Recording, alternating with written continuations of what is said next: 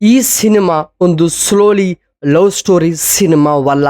ಇದೊಂದು pure emotional journey ಆಗಿರುವ ಒಂದು ಎಮೋಷನಲ್ ದೂರದರ್ಶನಿ ಎಂಬ ಒಂದು ಲವ್ ಸ್ಟೋರಿ ಸಿನಿಮಾ. ನಮಸ್ಕಾರ ಸ್ನೇಹಿತರೆ, ಮತ್ತೊಂದು ಸಿನಿಮಾ ರಿವ್ಯೂಗೆ ಸ್ವಾಗತ. ಇವತ್ತು ನಾನು ರಿವ್ಯೂ ಮಾಡುತ್ತಿರುವ ತೆಲುಗು ಭಾಷೆಯಿಂದ ಬಿಡುಗಡೆ ಆಗಿರುವ ದೂರದರ್ಶನಿ ಎಂಬ ಒಂದು ಸಿನಿಮಾ ಇವತ್ತು ನಾನು ರಿವ್ಯೂ ಮಾಡ್ತಾ ಇದ್ದೀನಿ. ಅಷ್ಟಕ್ಕೂ ಈ ಸಿನಿಮಾದ ಲವ್ ಸ್ಟೋರಿ ಕತೆ ಹೇಗಿದೆ, ಕತೆ ಒಳಗಡೆ ಏನೇನೆಲ್ಲ ಇದೆ, ಕತೆಯಲ್ಲಿ ಏನೆಲ್ಲ ಆಗುತ್ತೆ ಅನ್ನೋದು ಇವತ್ತು ನಾನು ನಿಮಗೆ ರಿವ್ಯೂ ಮುಖಾಂತರ ಈ ಒಂದು ಸಿನಿಮಾದ ಬಗ್ಗೆ ಮಾಹಿತಿ ಕೊಡೋಕ್ಕೆ ರೆಡಿ ಆಗಿದ್ದೇನೆ.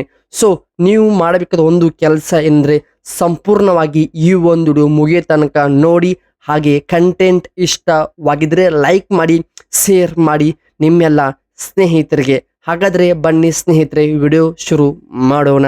ಈ ಒಂದು ಸಿನಿಮಾ ದೂರದರ್ಶನಿ ಕತೆ ಕಡೆ ಬಂದರೆ ಸ್ಟೋರಿ ನಡೆಯುವುದು ಒಂದು ಸುಂದರ ಒಂದು ಸಣ್ಣ ಹಳ್ಳಿಯಲ್ಲಿ.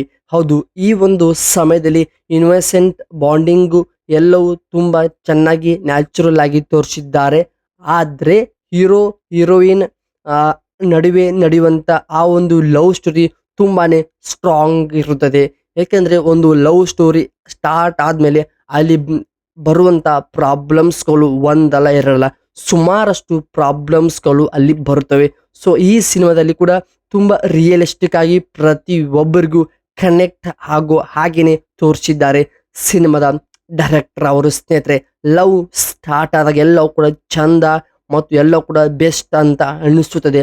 ಆದರೆ ಲವ್ ಒಂದು ಹಂತಕ್ಕೆ ಹೋದಾಗ ಅದು ಅಲ್ಲಿ ಬರುವಂಥ ಪ್ರಾಬ್ಲಮ್ಸ್ ಏನಂದರೆ ಲೈಫ್ ಸ್ಟ್ರಗಲ್ ಮತ್ತು ರಿಲೇಷನ್ಶಿಪ್ ಉಳಿಸ್ಕೊಳ್ಳೋಕೆ ಏನೇನೆಲ್ಲ ಕಷ್ಟ ಪಡಬೇಕು, ಅಲ್ಲಿ ದುಡ್ಡು ಎಷ್ಟು ಮ್ಯಾಟರ್ ಆಗುತ್ತೆ, ಆ ಹಳ್ಳಿಯಲ್ಲಿ ಇರುವಂತಹ ಬಡಪಾಯಿ ಹುಡುಗ ಏನು ಮಾಡ್ತಾನೆ ಮತ್ತು ದುಡ್ಡಿಗೋಸ್ಕರ ಹೆಂಗೆಲ್ಲ ಕಷ್ಟ ಪಡ್ತಾನೆ. ಈ ಕಡೆ ಫ್ಯಾಮ್ಲಿನೂ ಬಿಡೋಕ್ಕಾಗಲ್ಲ, ಈ ಕಡೆ ಪ್ರೀತಿಸಿದ ಹುಡುಗಿನೂ ಕೂಡ ಬಿಡೋಕ್ಕಾಗಲ್ಲ, ಎಲ್ಲವೂ ಕೂಡ ಬೇಕಾಗುತ್ತದೆ ಲೈಫಲ್ಲಿ. ಸೊ ಹಾಗೆ ಪ್ಯೂರ್ ಆಗಿ ಎಲ್ಲರಿಗೂ ಕನೆಕ್ಟ್ ಆಗೋ ಹಾಗೆ ಮತ್ತು ಎಮೋಷ್ನಲ್ ಜರ್ನಿ ಆಗಿದೆ ದೂರದರ್ಶನಿ ಎಂಬ ಒಂದು ಸಿನಿಮಾ. ಏಕೆಂದರೆ ಸಿನಿಮಾ ಸ್ಟಾರ್ಟ್ ಆದಾಗ ಒಂದು ಒಳ್ಳೆ ಸಿಂಪಲ್ ಕತೆ ಅಂತ ನಿಮಗೆ ಅನಿಸುತ್ತದೆ. ಏಕೆಂದರೆ ಸಿಂಪಲ್ ಆಗಿನೇ ಒಂದು ಹಳ್ಳಿಯಲ್ಲಿ ನಡೆಯುವ ಒಂದು ಸಾಧಾರಣ ಲವ್ ಸ್ಟೋರಿ ಅಂತ ಅರ್ಥ ಮಾಡಿಸ್ತಾರೆ.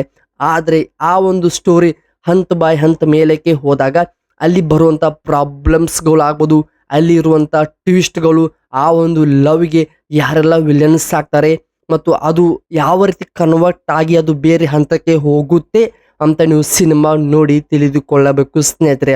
ಈ ಸಿನಿಮಾ ಪ್ರಮುಖವಾಗಿ ತೆಲುಗು ಭಾಷೆಯಿಂದ ಮಾತ್ರ ನಿಮಗೆ ನೋಡೋಕ್ಕೆ ಸಿಗುತ್ತದೆ.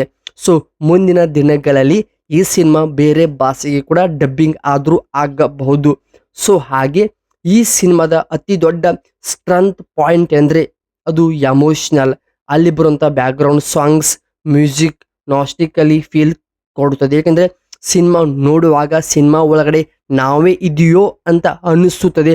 ಅಷ್ಟು ಚೆನ್ನಾಗಿ ರಿಯಲ್ ಆಗಿನೇ ಒಬ್ಬ ಮಿಡಲ್ ಕ್ಲಾಸ್ ಹಳ್ಳಿ ಹುಡುಗನ ಲೈಫಲ್ಲಿ ಒಂದು ಲವ್ ಅಂತ ಆದರೆ ಅದು ಹೇಗೆಲ್ಲ ಯಾವ ಹಂತಕ್ಕೆ ಹೋಗುತ್ತೆ ಅನ್ನೋದು ತುಂಬ ಚೆನ್ನಾಗಿ ಡೀಪ್ ಅನಾಲಿಸಿಸ್ ಮಾಡಿ ಆ ಒಂದು ಪಾತ್ರವನ್ನು ಬರೆದಿದ್ದಾರೆ ಸಿನಿಮಾದ ಡೈರೆಕ್ಟರ್ ಆಗ್ಬೋದು, ಸಿನಿಮಾದ ಕತೆಗಾರರು.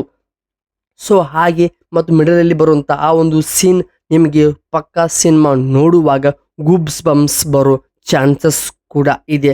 ಆದರೆ ನಿಜ ಹೇಳಬೇಕಂದ್ರೆ ಇದು ಹ್ಯಾಪಿ ಎಂಡಿಂಗ್ ಎಕ್ಸ್ಪೆಕ್ಟ್ ಮಾಡ್ತಾರಾ ಅಂತ ಅಂದ್ಕೊಂಡ್ರೆ ಅದು ತಪ್ಪು. ಆದರೆ ಶಾಕಿಂಗ್ ಅಲ್ಲಿ ಇದೆ. ಯಾಕಂದರೆ ಕೊನೆಗೆ ಬರುವಂಥ ಆ ಒಂದು ಕ್ಲೈಮ್ಯಾಕ್ಸಲ್ಲಿ ಆ ಒಂದು ಟ್ವಿಸ್ಟ್ ಇಡೀ ಸಿನಿಮಾನೇ ತುಂಬ ಟರ್ನ್ ಆಗಿ ಬಿಡ್ತದೆ.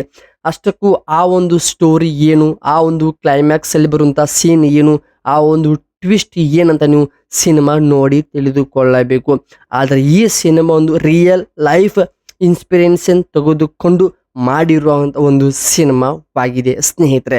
ಸೊ ಹಾಗೆ ಇದು ಆಗಿತ್ತು ದೂರದರ್ಶನಿ ಎಂಬ ಒಂದು Telugu movie review video. So video ಇಷ್ಟವಾಗಿದ್ದರೆ ಸಬ್ಸ್ಕ್ರೈಬ್ ಮಾಡಿಕೊಳ್ಳಿ, ಹಾಗೆ ಸಪೋರ್ಟ್ ಮಾಡಿ. ಮತ್ತೆ ಮತ್ತೊಂದು ಮೂವಿ ಜೊತೆಗೆ ಮತ್ತೆ ಸಿಗೋಣ. ಅಲ್ಲಿವರೆಗೂ ಹಳೆ ವಿಡಿಯೋ ನೋಡಿ ಸಪೋರ್ಟ್ ಮಾಡಿ. ಈ ಒಂದು ಸಿನಿಮಾದ ಬಗ್ಗೆ ಅಭಿಪ್ರಾಯ ಅನಿಸಿಕೆ ಏನಾದರೂ ಇದ್ದರೆ ಕಾಮೆಂಟ್ ಬಾಕ್ಸಲ್ಲಿ ತಿಳಿಸಿ. ಸೊ ಕಾಮೆಂಟ್ಗಾಗಿ ನಾನು ಕಾಯ್ತಾ ಇರ್ತೀನಿ. Thank you so much. Thank you for watching.